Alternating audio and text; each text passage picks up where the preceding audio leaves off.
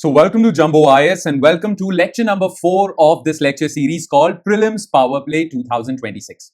As you all know that we are done with polity and now we have started with economics. So this is economics lecture number 4. Now let me tell this to you. Well, through this lecture series you will revise your entire syllabus for UPSC Prelims examination, and you will do that just by spending 1 hour daily. That's it.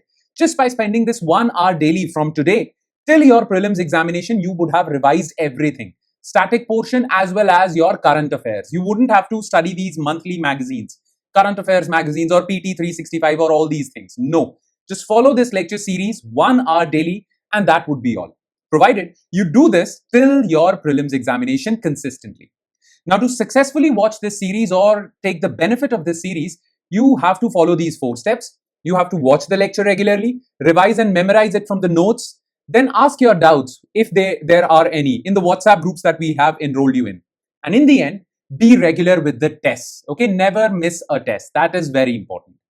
Now, lectures would come on YouTube, but for all the other 3 things, notes, WhatsApp groups, tests, well, you have to register for this course on our app and our website. And the registration details are given in the comment section below. Okay, so if you want to know how to register for this Prelims Powerplay, well, the details are in comment section. Okay, that would be all. Now let's begin with today's lecture, and our today's topic of discussion is foreign investments. Okay, every time in the news we hear about FDI, foreign direct investment, FPI, foreign portfolio investment, they have increased or they have decreased. There are some benefits of foreign direct investment to India. There are some harms or disadvantages of foreign portfolio investment in India.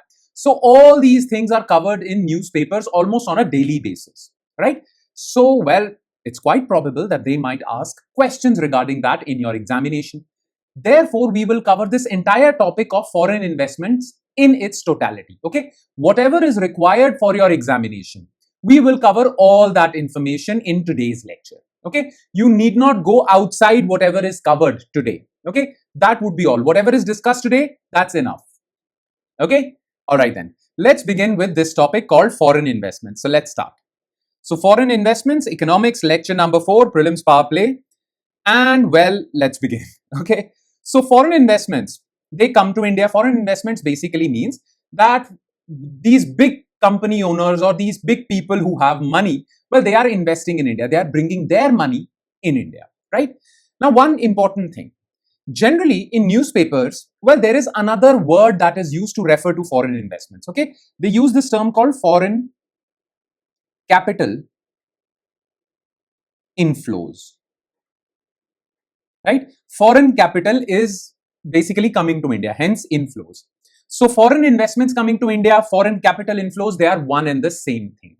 Okay. Now, Indian government is really trying hard to increase foreign investments into India. India wants to become a developed country by 2047, right? India soon wants to become a $5 trillion economy. For all these things, we require massive foreign investment into our country. Okay. Now, what are the advantages of foreign investments? Okay. Why is government of India promoting them? Clear? So first, let's talk about advantages, benefits of foreign capital inflows. Okay. Let's quickly talk about its benefits. So first of all, these foreign investors bring in their money into India. That definitely leads to economic growth. And along with economic growth, well, new businesses, new factories would be set up. That would lead to employment growth.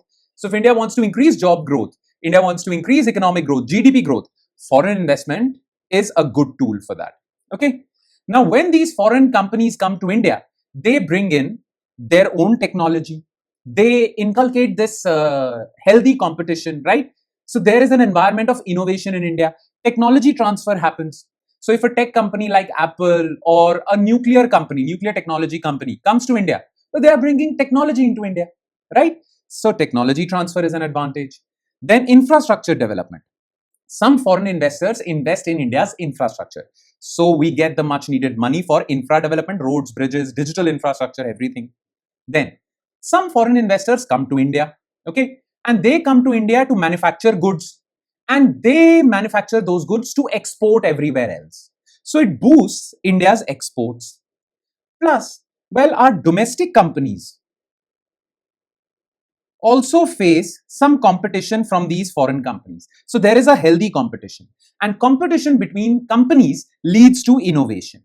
because they are competing with each other. So they have to be better. So this is one advantage. Then when these foreign companies come to India, they hire people, they train them, educate them, right? So this leads to human capital development. Clear? And the biggest short term, but the biggest advantage of foreign investment is when this foreign money comes to India, our rupee appreciates. We all look at exchange rates, rupee vis-a-vis dollar, right? So increased foreign sector in foreign capital inflows leads to appreciation of rupee. So it stabilizes our exchange rate as well. Clear? So these are the benefits. Clear? But the picture is not that rosy. Okay? Foreign investment is good. Everyone agrees that we need to encourage more foreign investments. Okay? But increased or very high foreign investments also have some pitfalls or some problems. Some disadvantages can come out of very high foreign investment. Okay? What can be that? So let's talk about certain pitfalls. So these foreign companies will come in. They will bring in a lot of money. These are multinational companies. Well, these multinational companies can swallow or defeat our homegrown small companies. So if Coca-Cola comes to India, it will outcompete India's small beverages companies. So this is one disadvantage. Okay. The other is, well, loss of control. India's economy would be decided from abroad because these owners, these foreign company owners are sitting abroad. So they would make decisions with respect to India, okay, or India's economy abroad. So loss of sovereign control, okay. Plus, if more and more foreign companies come to India and they establish businesses in India, well, they will link themselves with Indian economy. And once they do, well, Indian economy will also become vulnerable to external shocks. So if there is a US company working in India and there is a recession in USA, now that company will also face losses. Its Indian subsidiary would also face losses. So this would harm India as well. So India would also be connected to or vulnerable to external shocks. Then all these foreign companies are earning profit from India and taking it back. So this is one disadvantage, some people say. Monetary policy challenges, because India's money supply is controlled by RBI. But this foreign money that is coming to India, it can't be controlled by RBI. And this leads to its own sets of challenges. Okay, we'll talk about these challenges, monetary policy challenges, sometimes later. And then there is this sixth disadvantage, which I personally don't agree with, but many people talk about it. So you need to know about it. That these foreign companies, when they come to India, they promote foreign culture, foreign consumption patterns. This is a threat to Indian culture. So there are certain cultural issues, which is okay. All right. Now, these are some pitfalls. These are some benefits. But, well, our stand is, Indian government stand is that we need to encourage more and more foreign investment. Why? Very simply put, well, foreign investments or the benefits of foreign investment outweigh its pitfalls. So the benefits are more than its disadvantages. Therefore, we should encourage more and more foreign investments. Clear? That's the stand of the government. Okay. Now let's talk about the details. Okay. Now let's get into finer details. So foreign investment. Now, foreign investment in India is of two types. Okay. Foreign direct investment, which is the most sought after. Government wants to encourage this. Okay. Foreign portfolio investment. Okay. Foreign direct investment, foreign portfolio investment. Now let's understand each of them one by one, and in the end we'll talk about the difference between the two. Okay. For starters, I will explain some brief differences or some differences right now, though in detail we'll talk about those differences because we will study these two foreign investments individually. Okay. But for starters, foreign portfolio investment is short term. Okay. And investors in this category, well, they are here to earn money. Okay. They'll invest and they are looking for return on their investment. Okay. For short term. While foreign direct investment is long term. It is more stable. Okay. Foreign direct investors are coming to India to do business in India, to establish themselves in India for longer periods of time. Foreign portfolio investors are bringing their money into India for short-term trading, buying shares and then selling them. They don't want presence in India, do business in India. No, they're just there to invest in our financial markets, buy some shares, sell them, buy some bonds, sell them and earn a profit. Okay, so these are the two things. So first, let's talk about foreign portfolio investment and then we'll talk about the most important thing as far as Indian government is concerned, foreign direct investment. Okay. So first let's talk about FPI, foreign portfolio investment. So investments made by individuals, companies or governments outside India in the financial assets of a foreign country. Okay, for them the foreign country would be India, right? So if some foreigners are investing in our stocks, bonds, mutual funds, well, they are foreign portfolio investors. Okay, now FPI is passive in nature. FPI investors do not have control or influence over the management or operations of the companies in which they invest in. Okay, FPI, foreign portfolio investors, let's suppose buy some shares of Tata. They won't have management control of Tata, okay, or Birla or Reliance Jio. They're just buying some shares so that they can sell them at a profit. They won't have any management control or the operations of the operational control of the company. Okay, it is more passive in nature. That is not the case with FDI. Okay, FDI is for management control. Okay, then it is highly liquid. That's another difference between FPI and FDI. Highly liquid, that means you're investing the money and you can anytime convert that investment into cash and take it back to your country. Highly liquid, and it is done for short term, for 1 day, 2 days, month, 2 months, that's it. Okay, short term returns. And because it is done for short term, what happens is that sometimes India receives a lot of FPI. And then in the next 10 days, these foreign investors go out of India, take their money out of India. So 10 days back, we received a lot of FPI inflows, and after 10 days, we saw FPI outflows. And it happens very quickly.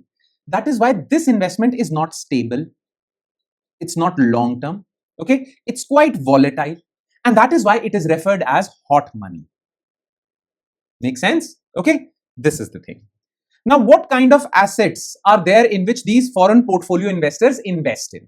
Okay, assets for FPI. So they invest in shares of a company, stock market. You all know about stock market, Bombay Stock Exchange, National Stock Exchange.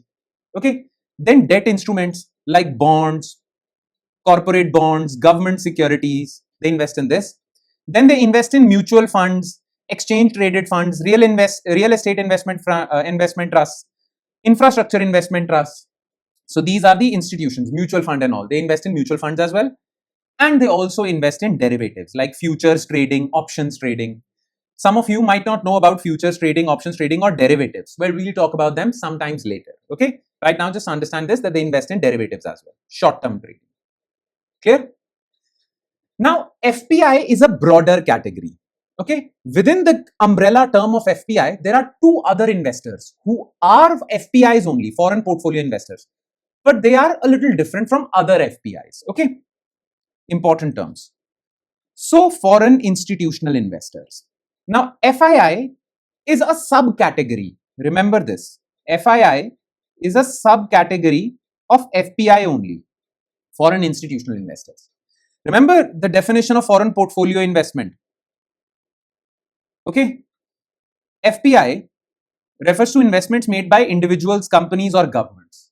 Sometimes these investments are made by, well, mutual funds. Okay, like there is an American mutual fund who is investing in India. There is an American pension fund who is investing in India. Okay, there is an American insurance fund that is investing in India. So these fund houses, foreign fund houses, are institutional investors and they also invest in India. They are referred to as foreign institutional investors. When individuals are investing, that is different. But when these fund houses of abroad, foreign fund houses, are investing in India, they are called foreign institutional investors. Okay. And last, qualified foreign investor. So qualified foreign investor is can be an individual or a company who is qualified to invest in India. Indian government has qualified them to invest in India. They can be individuals also or any company also. So these are qualified foreign investors, certain wealthy individuals. They, both of them, belong to FPI category. Okay, just remember this. All right. So this is as far as FPI is concerned. Remember certain features of FPI, okay? It is volatile, highly liquid, passive in nature. Because in case of foreign direct investment, it's completely the opposite. It is more active, it is not that liquid, it is not that volatile. Okay? So let's talk about foreign direct investment. Okay? Now about foreign direct investment. Remember this, foreign direct investment is long-term investment. Okay, it is stable. And a foreign direct investor is that person who is coming to India with his money or her money to do business in India. So tomorrow, if Walmart comes to India to set up shops in India, that is foreign direct investment. Okay. If tomorrow Apple is setting up a factory in India, that is foreign direct investment. When any foreign entity is bringing money into India for an establishment in India, to do business in India, to set up a shop in India, that is foreign direct investment. So let's take a look at its core definition. Okay. So about FDI. So definition. Listen carefully. Each word is important. Okay. Refers to investments made by a person. It can be an individual or an entity, company, fund, anything, from outside India in equity instruments. Equity instruments means shares. Shares of an unlisted Indian company. You see, there are two types of companies in India. Listed. Listed companies are those companies which are listed on stock exchanges, Bombay Stock Exchange, National Stock Exchange. These companies are listed over there. Okay. But there are certain big companies in India which are not listed on these stock exchanges. These are unlisted. So if you are buying shares of these unlisted companies, or you are buying more than 10% share in listed companies. Okay. So remember, let's suppose I have a company and a foreign investor comes and buys 25% of my company. That is foreign direct investment. Clear? Now let's suppose my company is listed on Bombay Stock Exchange and that foreign investor buys 5% of my company. This is not FDI. For a listed company, your foreign investment should be more than 10% of my value. Then it is a foreign direct investment. Okay. So understand this. Foreign direct investment is basically buying a company. You can directly buy a company or you can open your own company. All right. But, well, if you are investing in a company, if it is a listed company, your share should be more than 10%, and unlisted, anything. Clear? Remember, equity is important over here. Why? Because foreign portfolio investors can invest in debt also. As you can see, they can buy bonds, anything. They can invest in debt also. Foreign direct investment cannot be debt. It has to be equity only. Okay. Now, there are different forms of foreign direct investment. One is called greenfield investment. If Walmart is coming to India alone and is basically setting up shops in India from scratch, greenfield. But let's suppose Walmart decides that why am I setting up shops in India? Flipkart already has stores in India. So let me buy 50% of Flipkart. I'll be a part owner of Flipkart. Okay. So that is through mergers and acquisitions. So greenfield is you are individually coming and setting up your own shop from scratch. Or you buy an existing Indian company, 50%, 20%, 30% or 100%. Okay. Clear? Now, as investors, there are different types of FDI. Horizontal, basically, you are setting up your own company in different countries. So, Walmart is in USA. Now, Walmart is in Canada, European Union, India, horizontal. Or you basically, let's suppose Walmart, or let's talk about Apple. Okay. Now, Apple only manufactures phones. For mobile phone chargers, there is a separate company. And that company is based in India.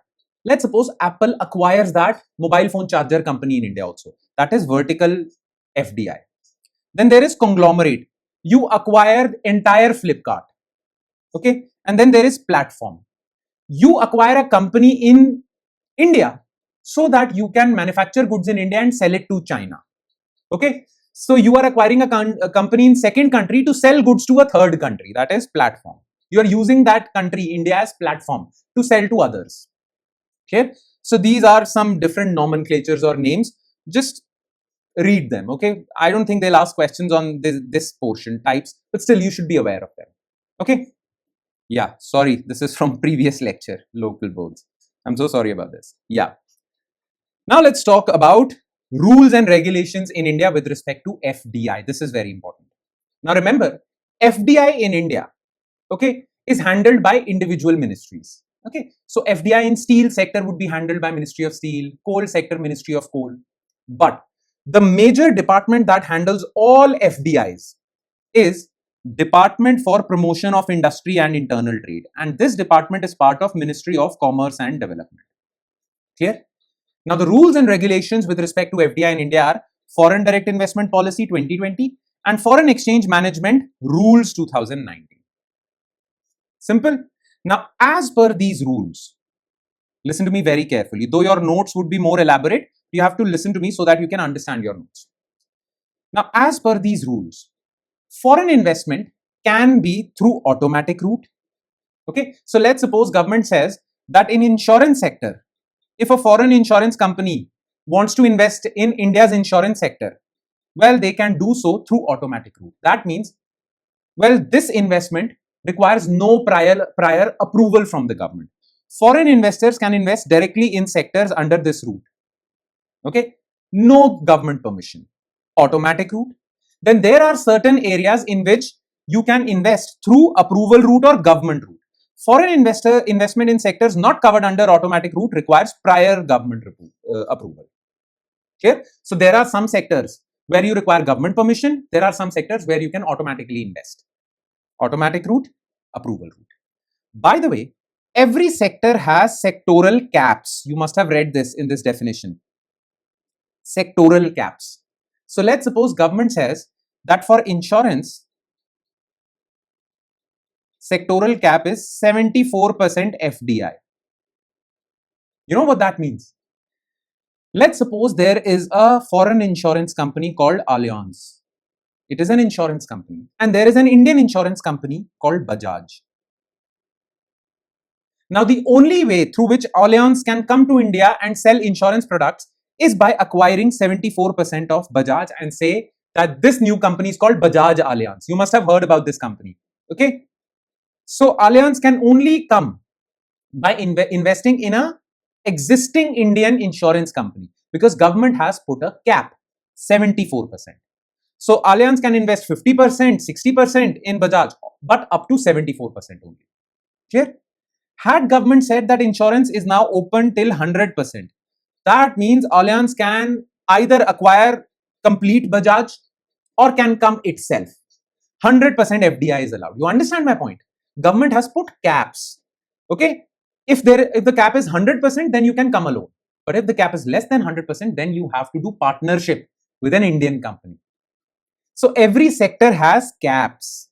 The details are given in your notes. Like insurance has 74%, defense industry has certain caps. And certain sectors in India, like sensitive strategic sectors like defense, aerospace, nuclear, they are severely restricted when it comes to FDI. In certain sectors, FDI is not allowed because government considers them strategic. We cannot hand over these sectors to foreign companies. You understand? So this is the thing. Clear? Now, certain key facts about foreign direct investment in India. Okay.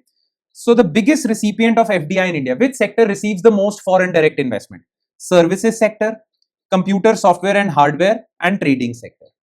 Which state receives maximum FDI? Maharashtra, followed by Karnataka and then Delhi. Which are the top source countries for FDI? That means we receive FDIs from which countries? Most. Well, Singapore has the highest share. 30% FDI comes from Singapore, then Mauritius, and then United States. Clear?